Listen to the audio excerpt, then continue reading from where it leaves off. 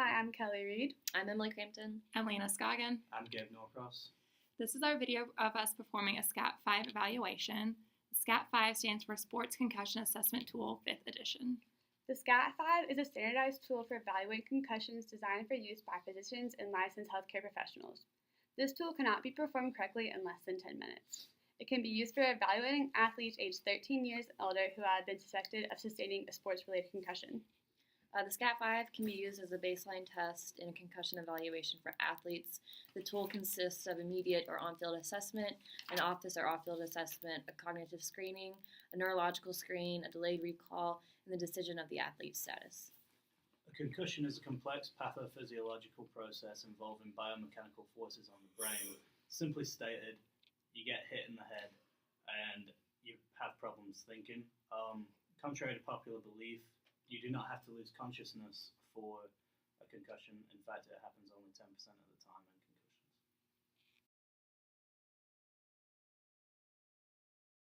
I'm Emily, I'm a clinician.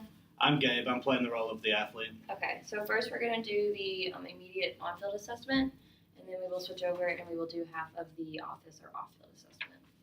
So to start with, step one is to rule out any sort of red flags, which would indicate any sort of cervical or C-spine injury. And after that's been ruled out, you would mark observable signs. So you would approach the athlete. Our athlete was not lying motionless on a playing surface, but he does have balance and gait difficulties. He has slow labored movements. He's disoriented, he's confused, he's unable to respond appropriately to any sort of question, and he has a blank and vacant look. There is no facial injury to the head.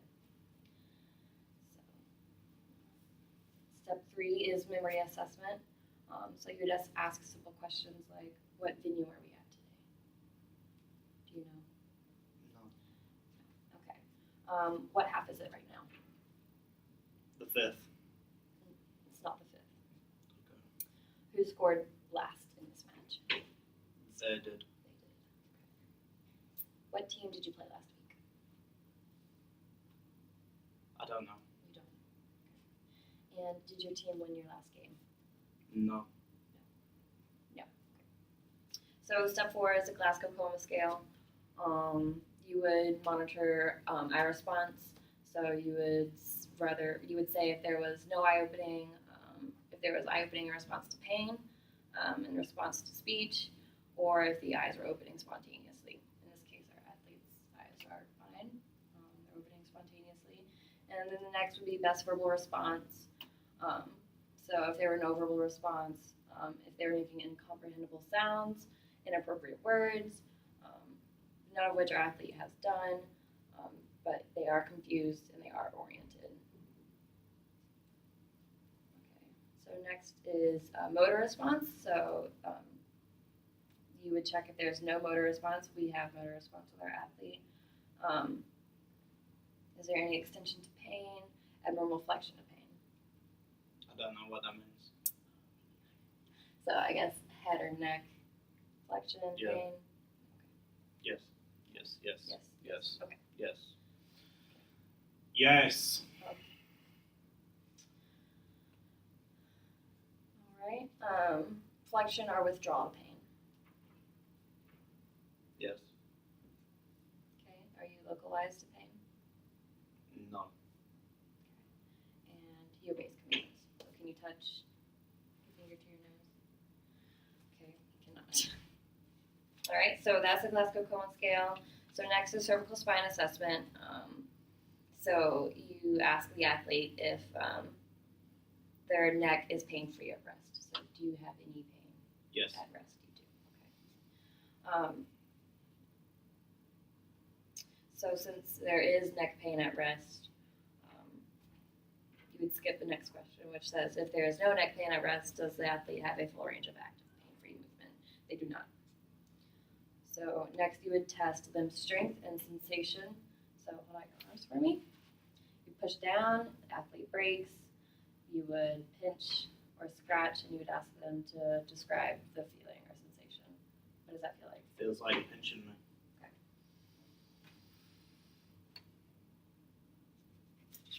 All right, so that is the on-field assessment. So next we're going to move over to off-field or in-office assessment. So step one, you would get the athlete's background, sport, team, school, date, time of injury, years of education completed, age, gender, their dominant hand. You would ask the athlete how many diagnosed concussions they've had in the past. How many have you had? 2. He's had 2. Okay. You would ask when was the most recent concussion. So when was your most recent concussion? Last August. Okay. All right. And then you would ask them how long was recovery. So how long did it take for you to return to play after your concussion? 4 weeks. 4 weeks. Okay. So next you would ask if the athlete has ever been hospitalized for a head injury. No. You have not. Okay. Have you ever been treated or diagnosed for a headache disorder or migraines? No. No. Okay. Have you ever been diagnosed with a learning disability or dyslexia? Yes. Yes. Okay. Have you ever been diagnosed with ADD or ADHD? No. Okay. Have you ever been diagnosed with depression, anxiety, or any other psychiatric disorder? No. No.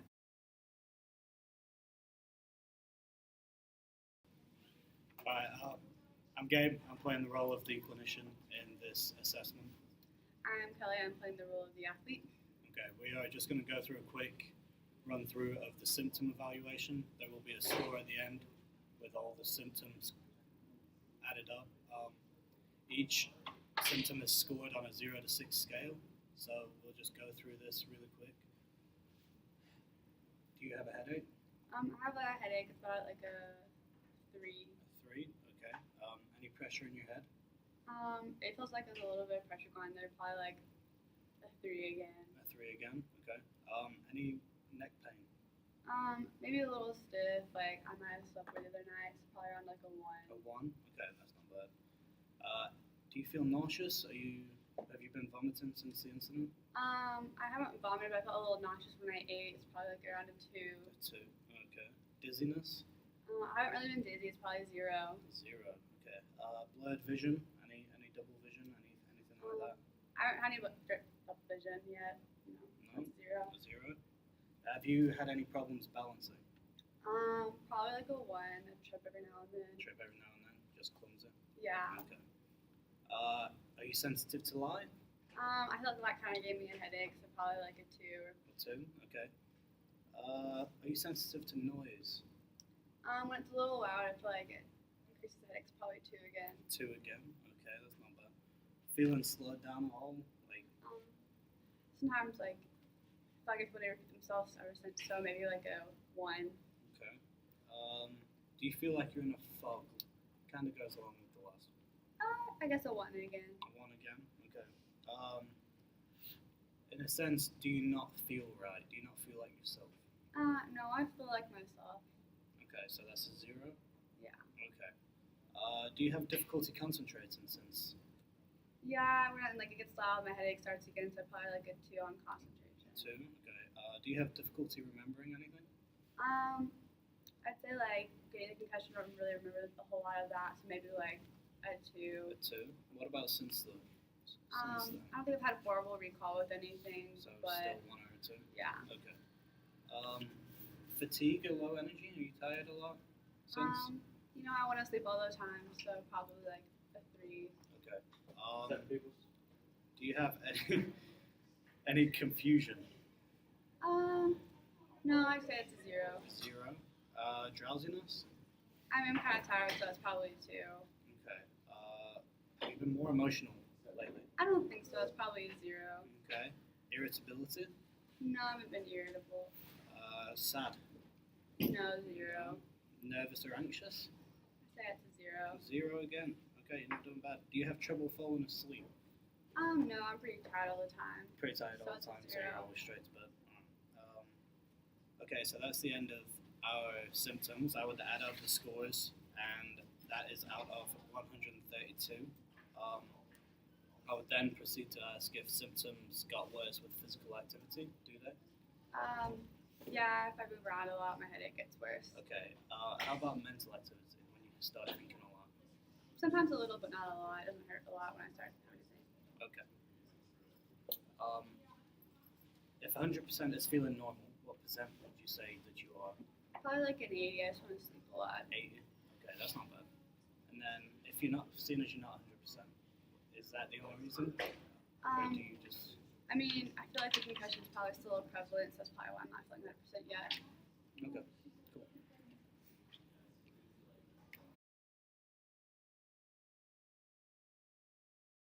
Okay, my name is Kelly Reid, and I am the athletic trainer for this part of the SCAT 5. I'm Emily Crampton, and I am the athlete. We're going to be doing the cognitive screening part of the SCAT 5. It just tests to see the athlete's memory or their recall, and if they can do normal functions and remember things. So we'll start the orientation. I'm going to ask you a few general questions and answer as specifically as you can to the question. What month is it? October. What is the date today? The 19th. Oh, okay. What is the day of the week? Tuesday. What year is it? 2017. What time is it right now within an hour? 8:30. So then I would score that part and move on to the next one. Now we're going to do immediate memory. I'm going to read you a list of 5 words, and you're going to repeat them to me 3 times, okay? Candle, paper, sugar, sandwich, wagon. Candle, paper, sugar, sandwich, wagon. Okay, again. Paper, candle, sugar, sandwich, wagon. And one more time. Paper, candle, sugar, sandwich, wagon. Great. Okay. Next, I'm going to read you a list of numbers, and you're going to repeat them with me backwards. So if I say 1, 2, 3, you say 3, 2, 1. Great. Okay. 1, 4, 2. 2, 4, 1. 6, 5, 8. 8, 5, 6. 6, 8, 3, 1.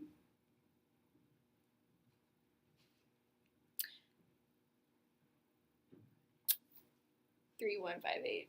Okay. Let's try another one. 4, 9, 6, 8.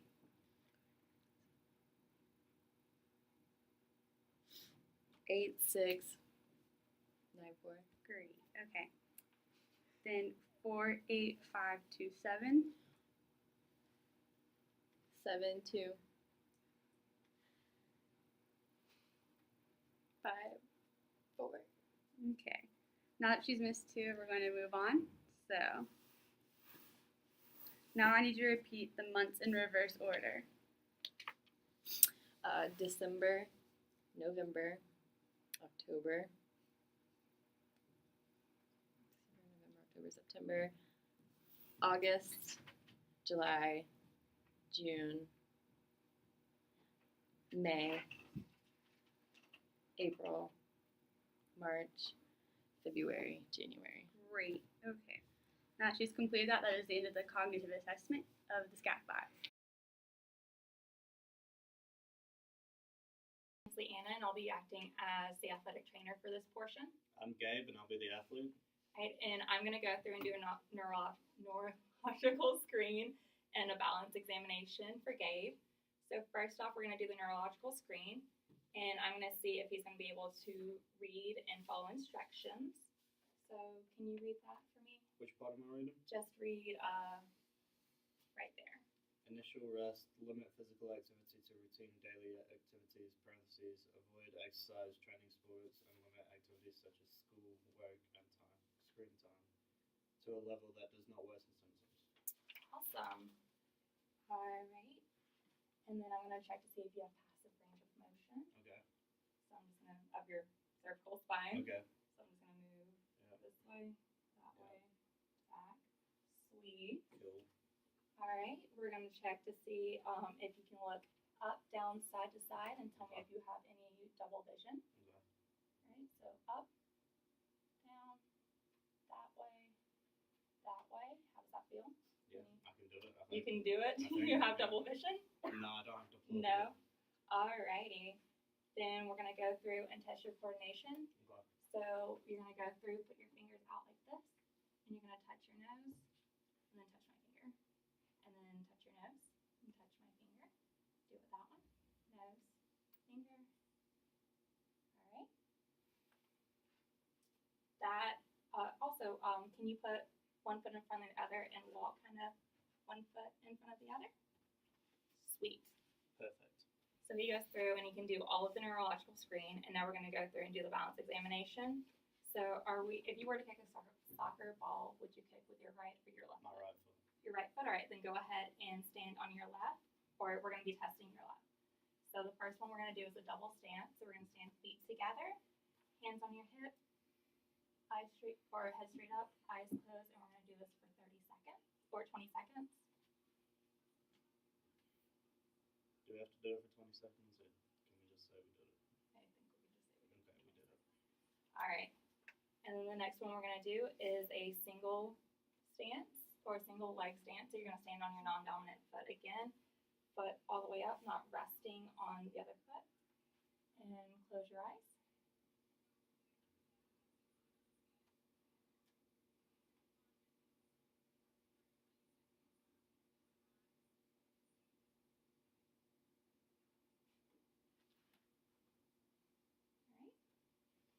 And the next one we're going to do is the tandem. So you're going to stand dominant foot in front. Dominant Or- in front or behind?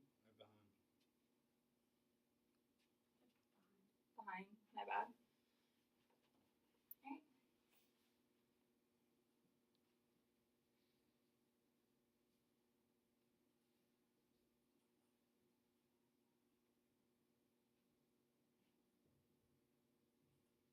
You're good.